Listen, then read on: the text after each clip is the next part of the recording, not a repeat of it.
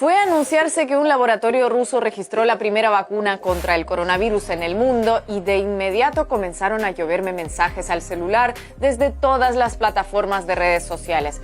Es cierto, es así como dicen, es segura, es eficaz. ¿Cómo la hicieron tan rápido? ¿Cuándo estará disponible en otros países? Además de, por supuesto, los consabidos, ni atada me pongo una vacuna rusa, eso es propaganda del Kremlin, y ¿por qué no te la inyectas tú si tan buena es?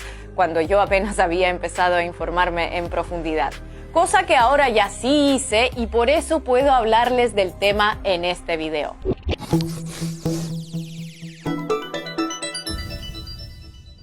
Después de un par de semanas de cierta incertidumbre y expectativa, el laboratorio ruso Gamaleya registró la primera vacuna contra el coronavirus del mundo que llamaron Sputnik en honor al primer satélite soviético. La noticia fue anunciada por el Ministerio de Salud y hasta el propio presidente Putin. Creada de forma artificial, es decir, sin rastro de coronavirus en su composición, se administra por vía intravenosa y sus desarrolladores estiman que generará una respuesta inmune en cada persona hasta por 2 años después de aplicada. En Rusia se iniciará la vacunación de forma gradual y voluntaria en médicos y profesores como parte del proceso final de pruebas y se calcula que la población en general podrá vacunarse, quienes así lo deseen, desde principios de enero. De inmediato, tras el anuncio, surgieron muchas preguntas. Una de las más repetidas es cómo se logró tan rápido, puesto que en medios se hablaba más de posibles vacunas de laboratorios británicos, estadounidenses o chinos. Según explican los desarrolladores de Sputnik, el laboratorio había creado una vacuna contra el ébola en 2016, cuyas características sirvieron de plataforma para la nueva. Además, este año llevaban a cabo las pruebas finales de una vacuna en la que trabajan desde 2017 contra el MERS, una enfermedad respiratoria causada por otro tipo de coronavirus. Así, cuando surge el nuevo coronavirus, el laboratorio ya estaba inmerso en 2 trabajos que, complementados, servían como base para encontrar una inmunización contra el COVID-19 en un lapso relativamente breve. De hecho, en Gamaleya afirman que comenzaron a trabajar en una vacuna contra el nuevo coronavirus incluso algo antes de que la OMS declarara la epidemia como pandemia. También surgieron dudas sobre el registro del compuesto, es decir, sobre el visto bueno oficial de las autoridades sanitarias sin que hubiera completado las 3 fases de prueba que se acostumbran para esos casos, que requieren miles de voluntarios. La legislación rusa contempla una certificación temprana en condiciones estrictamente controladas, justamente en situaciones de pandemia. No es que en Rusia se van a saltar esta fase, lanzando al mercado una vacuna probada en apenas unas decenas de personas. No, de hecho, el periodo final de pruebas empezó el 12 de agosto. Lo que ocurre es que también, según la legislación rusa, el registro temprano de la vacuna es necesario para proseguir las pruebas con grupos de riesgo. Solo una vez registrado, puede ser administrado a voluntarios con diabetes, obesos, hipertensos, etc., bajo esas condiciones estrictamente controladas. Todas estas preguntas y dudas no son solo lógicas, sino también necesarias. Yo también me hice varias de ellas. Lo raro no es dudar, de hecho lo raro sería no dudar, más en una situación casi inédita como la que nos trajo el COVID-19, de incertidumbres y miedos. Pero donde hemos visto pocas dudas es paradójicamente en la cobertura de los grandes medios que desde el primer minuto solo mostraron certezas. Que la nueva vacuna es riesgosa, que no sirve, que es insegura, que fue robada. Todo un aire de desconfianza y descrédito que, como veremos, tiene mucha más base geopolítica que científica. A vaccine so quickly and from a country notorious for propaganda and deception. The speed at which the vaccine has been approved has triggered alarm from foreign health officials. De momento la vacuna se ha saltado la 3ª fase de ensayos masivos. They say they've done phase 1 and phase 2, and they're just going to start injecting people with this, right? ¿Qué riesgos puede implicar el hecho de que se empiece a suministrar esta vacuna si no es del todo segura? Lo que sí se sabe es que Rusia ha presionado fuertemente a sus científicos y que aquí se han dado prácticas muy poco heterodoxas. Y es que hace nada Estados Unidos, Canadá y Reino Unido acusaron a espías vinculados a Moscú de piratear instituciones internacionales para robar la información sobre la vacuna.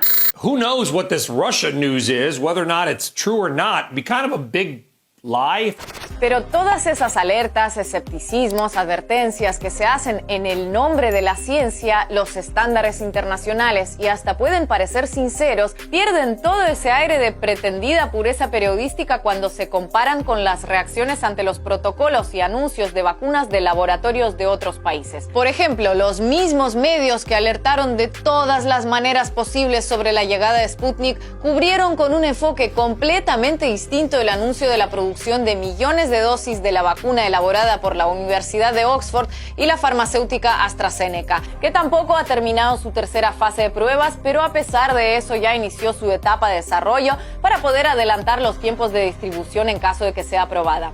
Al igual que la rusa, no se producirá en masa hasta concluirla satisfactoriamente. ¿Que los rusos aceleran procesos en medio de una pandemia? Juegan con la salud de la gente. ¿Que los laboratorios británicos hacen lo mismo? Eficiencia por el bien de todos. En ese caso, además, ningún gran medio habla de la vacuna de Boris Johnson, como sí se hace en el caso ruso con la vacuna de Putin, como si la hubiera diseñado él personalmente mientras cabalgaba un oso. Estereotipos ridículos que darían risa si no fuera porque vienen de los mismos medios y profesionales que se permiten dar lecciones éticas y periodísticas a los demás. Muchas de las acusaciones contra la vacuna rusa se basan en preconceptos surgidos de la Guerra Fría.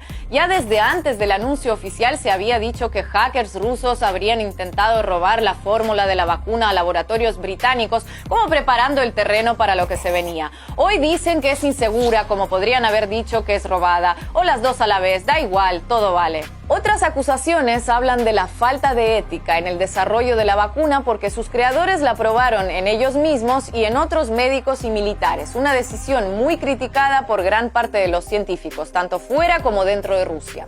Si bien es difícil quitarles la razón a los que piensan así, no es menos cierto que también es una práctica que forma parte de la tradición científica rusa y que en este país se ha empleado de forma reiterada, permitiendo además avances reseñables. Porque bueno, si el caso fuera que los rusos tuvieran tanta experiencia en vacunas como, no sé, por ejemplo, en el cultivo de mangos, tantas sospechas y advertencias serían más que razonables. Pero es así, repasemos algo de historia. Catalina la Grande se prestó voluntaria para aplicarse una vacuna contra la viruela que encargó a un científico inglés allá por 1768. Una vez comprobada su eficacia en sí misma, aprobó una campaña para la población general y, coqueta como toda emperatriz, encargó una moneda conmemorativa con su figura y la inscripción demostró con su propio ejemplo.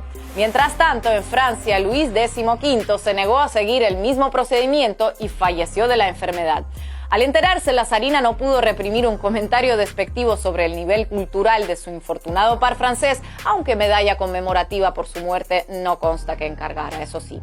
El médico ruso Vladimir Havkin elaboró las primeras vacunas mundiales contra la peste y el cólera a finales del siglo XIX. Ambas vacunas se las inyectó primero a sí mismo para comprobar y demostrar que eran seguras. La del cólera fue un éxito inmediato y la de la peste redujo su mortalidad 10 veces. Médicos soviéticos la mejoraron recurriendo a la streptomicina y la peste quedó prácticamente erradicada del mundo hacia 1950. A finales de esa década, el médico polaco-estadounidense Albert Sabin elaboró una vacuna de virus vivos contra la polio, pero ante las dudas de Estados Unidos sobre su seguridad y eficacia, el científico entregó las cepas a la URSS, donde los especialistas Anatoly Smorodintsev y Mikhail Chumakov las probaron en ellos mismos, en sus hijos y en los nietos de amigos. Entre 1959 y 1961, 90 millones de niños y adolescentes fueron vacunados en la Unión Soviética, que se convirtió en el primer país en erradicarla. En 1967, la Asamblea de la Organización Mundial de la Salud aprobó por fin y por estrecho margen un plan definitivo de erradicación mundial de la viruela elaborado por médicos soviéticos casi 10 años antes. Tras muchas dudas al inicio, finalmente Estados Unidos se decidió a participar en el plan y la colaboración entre ambas superpotencias logró barrer la viruela de la faz de la Tierra. Claro, eran otros tiempos, de Guerra Fría. Es decir, no solo Rusia tiene un historial de científicos que inventaron, desarrollaron, mejoraron o promovieron vacunas, sino que forma parte de la tradición científica rusa el probar las vacunas en sí mismos antes que en los demás. La vacuna de Gamaleya tiene de momento limitaciones de edad. Solo puede ser administrada a gente de entre 18 y 60 años. No puede aplicarse a embarazadas o mujeres en periodo de lactancia porque aún no se estudió su seguridad en ese grupo. En cuanto a los efectos adversos, los voluntarios han registrado dolores, hinchazón y picor en el lugar de la inyección.